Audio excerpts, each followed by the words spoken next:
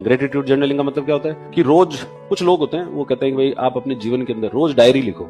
Diary में जो है रोज लिखो कि मैं कितना लकी हूं कि मुझे इस प्रकृति से, इस संसार से कितनी चीजें जो है वो फ्री में मिल गई, जिसके लिए मैंने कोई प्रयास किया ही नहीं और मेरे को यूं ही मिल गई। कितनी शुद्ध हवा तुमको मिल गई, वो यूं ही मिल गई। 2 टाइम का खाना मिल गया तुमको, यूं ही मिल गया।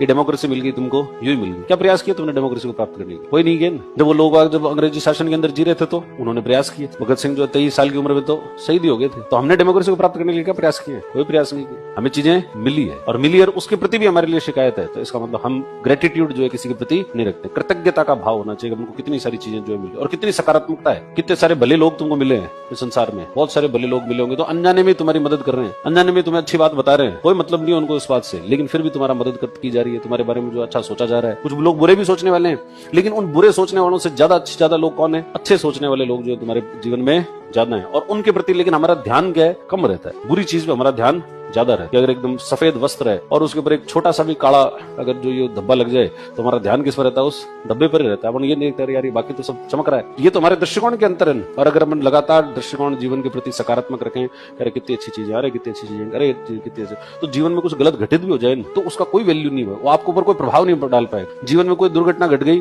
तो उस दुर्घटना को तो हम नहीं रोक सकते, लेकिन उस दुर्घटना के प्रभाव को जरूर रोक सकते हैं कि उस दुर्घटना का प्रभाव हमारे ऊपर कितना पड़ेगा।